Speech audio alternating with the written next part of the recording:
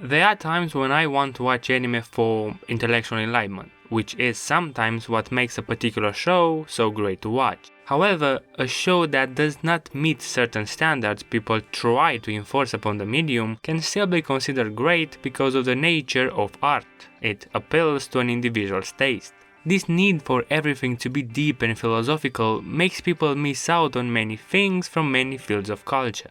I love an anime that challenges me, but sometimes I just want to watch something that makes me happy. And Kaguya-sama does just that. Everything about it feels like it's been made with love and care, and the happiness I'm experiencing watching this is addicting. Now, Kaguya-sama is a highly enjoyable, not quite traditional rom-com which follows Kaguya and Shirogane, the main two leads who are a nearly flawless portrayal of a perfect student. Kaguya is extremely talented and comes from a wealthy family, while Shirogane is incredibly hardworking but less wealthy.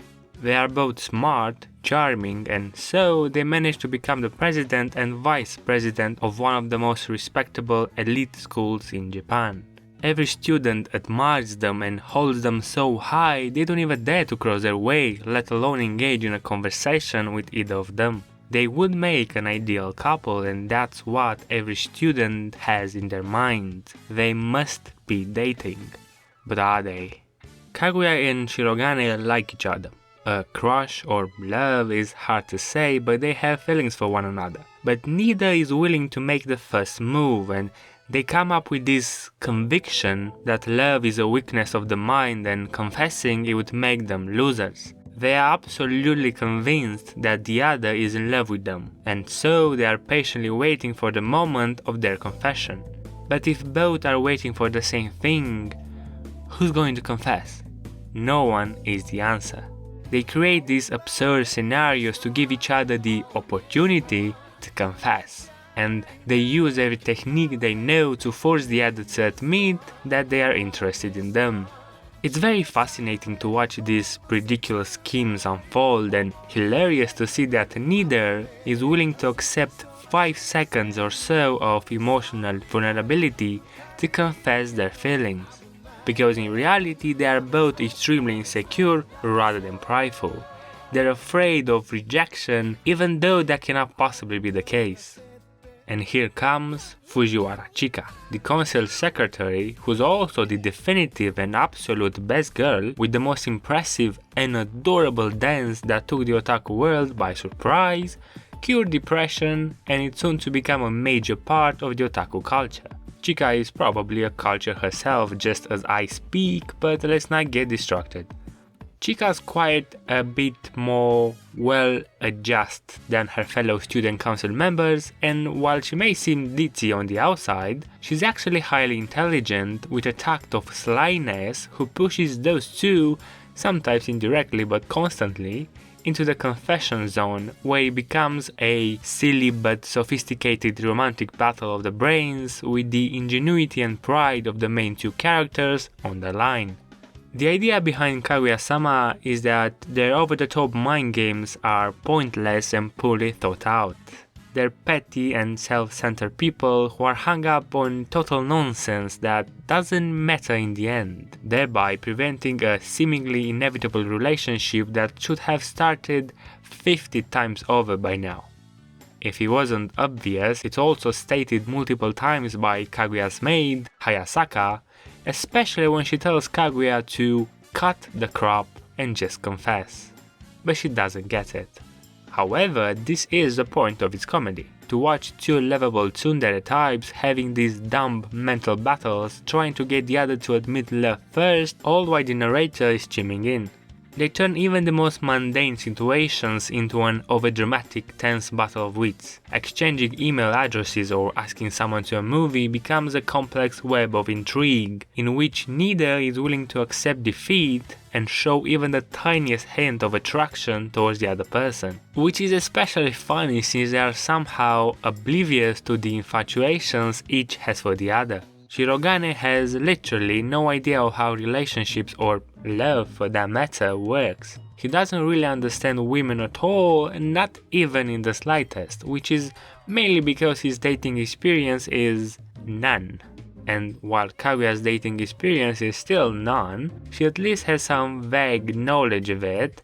Granted, she thinks first time means to kiss due to her strict home education, which forbids any sexual information, but anyway, she appears not to be as clueless as Shirogane, she's just not very open or confident about it, or self-aware.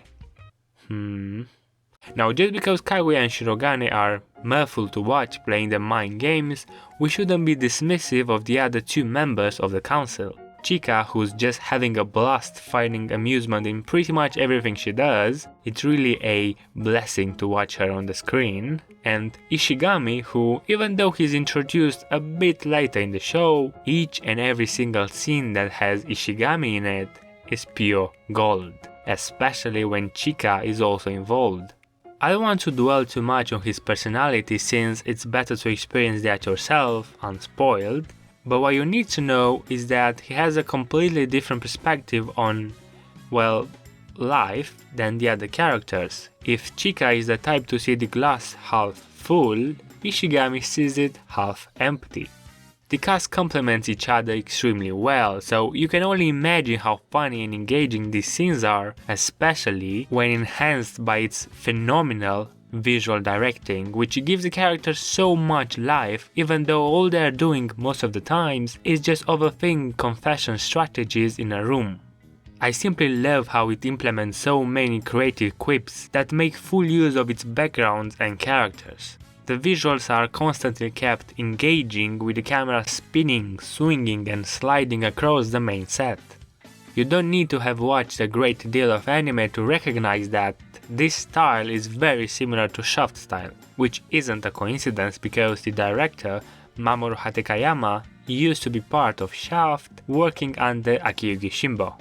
Hatekayama developed his own style, but his mentor's influences can still be seen, especially in Kaguya-sama. Now enough with this nerdy stuff, let me just wrap this up and say, look, I love Kaguya-sama. It may not have a deep hidden message waiting to be uncovered or an interesting and unique philosophical take on a concept, but it makes me smile and laugh and makes me forget about everything that's going on around me, because sometimes I just want to watch something that brings me happiness, even just for 20 minutes, 22 if you count the Chika ending. Shame was only used for one episode, and that's why for me, Kaguya-sama is like a portion of comfort food. It's not better than a steak, but that steak isn't going to be there like a warm cookie and a glass of cold milk to comfort you. I hope I convinced you to at least give it a try, if not just check the Chika's ending, I'm sure that'll be enough. But thanks for watching.